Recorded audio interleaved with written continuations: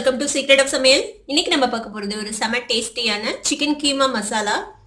இந்த சிக்கன் கீமா வந்துட்டு சப்பாத்திக்கு, பூரிக்கு, இட்லிக்கு, தோசைக்கு, ரைஸ்க்கு எல்லாத்துக்குமே சூப்பரான காம்பினேஷனா இருக்கும். சரி வாங்க டிலே பண்ணாம இந்த செம டேஸ்டியான சிக்கன் கீமா மசாலா எப்படி செய்யலாம்னு பார்க்கலாம்.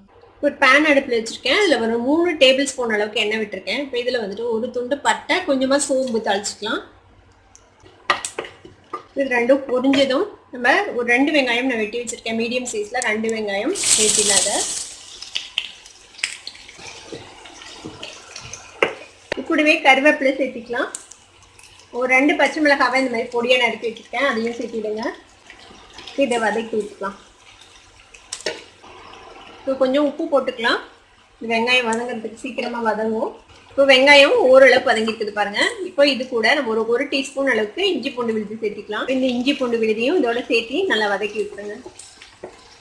இப்போ நல்லா வதங்கிடுச்சு நம்மளோட இஞ்சி பூண்டு பேஸ்ட்டும். இப்போ நான் ஒரு 2 மீடியம் சைஸ் தக்காளியை இந்த மாதிரி மிக்சியில அரைச்சி வச்சிருக்கேன். இப்போ அந்த தக்காளி பேஸ்ட் இதில் சேர்த்திடலாம். இந்த தக்காளியும் பச்சை வாசனை போகணும், ஏன்னா நம்ம பச்சையாக தான் அரைச்சிருக்கிறோம். அதனால நல்லா பச்சை வாசனை போக இதையும் வதக்கி விட்டுடலாம். ஒரு 5 நிமிஷம் வதங்கிருக்குது. இங்கே பாருங்க, தக்காளி நல்லா வதங்கி எண்ணெய் பிரிஞ்சிடுச்சு. இப்போ இதுக்கு தேவையான மசாலாஸ்லாம் நம்ம ஆட் பண்ணி போகிறோம். ஒரு 1/4 டீஸ்பூன் மஞ்சள் பொடி சேர்த்திக்கோங்க. மல்லித்தூள் ஒரு 2 டீஸ்பூன் சேர்த்திக்கலாம். ஒரு 3/4 டீஸ்பூன் சிக்கன் மசாலா பொடி சேர்த்துறேன். எந்த பிராண்ட் வேணால் நீங்கள் யூஸ் பண்ணிக்கலாம். மிளகாத்தூள் சேர்த்திக்கலாம். ஒரு 1/2 டீஸ்பூன் சேர்த்துறேன். நம்ம ஆல்ரெடி பச்சை மிளகாய் சேர்த்திருக்கிறோம். இது நல்லா காரமான மிளகாய் பொடி, அதனால கம்மியாக சேர்த்துறேன். உங்களுக்கு காரத்துக்கு எவ்வளோ வேணுமோ அந்தளவுக்கு சேர்த்திக்கோங்க. ஒரு 1/4 டீஸ்பூன் சீரகத்தூள் சேர்த்திக்கலாம். கரம் மசாலா பொடி ஒரு 1/2 டீஸ்பூன் சேர்த்திக்கோங்க. கொஞ்சமாக பெப்பர் பவுடர் ஒரு 1/4 டீஸ்பூன் சேர்த்துறேன். இப்போ ஃப்ளேமை கொஞ்சம் கம்மி பண்ணி வச்சுட்டு நம்ம இதை நல்லா வதக்கி விட்டுடலாம் அந்த எண்ணெயில். இப்போ இது கூட நம்ம கொத்தி வச்சிருக்கிற சிக்கன் ஒரு 250 கிராம் இருக்குது. இது 1/4 கிலோ இந்த இதில் சேர்த்திக்கலாம். இந்த சிக்கனையும் இதோட சேர்த்து நல்லா மிக்ஸ் பண்ணி விடுங்க. இது கூடவே ஒரு பிஞ்ச் அளவுக்கு ஏலக்காய் பொடி சேர்த்துறேன். இப்போ மூடி போட்டு ஒரு 5 நிமிஷம் இது இப்படியே லோ ஃப்ளேமில் வதங்கட்டும். ஃப்ளேம் கம்மி பண்ணி வச்சுருங்க. ஒரு 5 நிமிஷம் இப்படியே வதங்கட்டும். அதுக்கப்புறம் நம்ம தண்ணி விடலாம். இப்போ ஒரு 5 நிமிஷம் ஆச்சு. நம்ம சிக்கன் போட்டு வச்சு ஓப்பன் பண்ணி பார்க்கலாம். ஓரளவுக்கு நல்லா வதங்கிச்சு பாருங்க. இப்போ நம்ம தேவையான அளவுக்கு தண்ணி விட்டுக்கலாம். நான் ஒரு கப் அளவுக்கு தண்ணி சேர்த்துறதுல.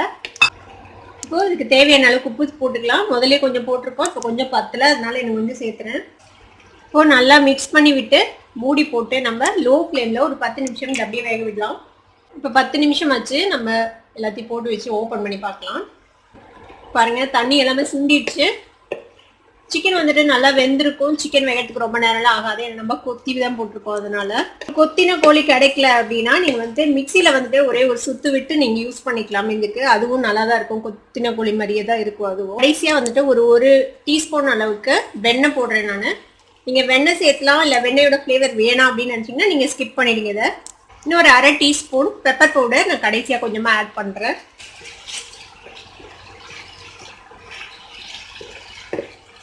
இது நல்லா மிக்ஸ் பண்ணி விட்டுடலாம்.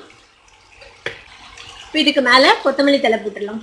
அவ்வளோதான், நம்மளோட சூப்பரான சிக்கன் கீமா மசாலா ரெடி ஆயிடுச்சு. நம்ம அடுப்பு ஆஃப் பண்ணிடலாம். பார்க்கவே செம டெம்டிங்காக இருக்கிற இந்த சிக்கன் கீமா மசாலாவை நீங்களும் ட்ரை பண்ணி பாருங்க. ட்ரை பண்ணி பார்த்துட்டு எப்படி இருந்தது அப்படின்னு கமெண்ட்ஸில் ஃபீட்பேக் கொடுங்க. இந்த வீடியோ உங்களுக்கு பிடிச்சிருந்ததுன்னா சப்ஸ்கிரைப் பண்ணுங்க, பக்கத்தில் இருக்க பெல் ஐகானை கிளிக் பண்ணுங்க. அப்போ தான் என்னோட நோட்டிஃபிகேஷன்ஸ் உடனே உங்களுக்கு வந்து சேரும். லைக் பண்ணுங்க, ஷேர் பண்ணுங்க. தேங்க்யூ ஃபார் வாட்சிங் this video viewers. Bye bye.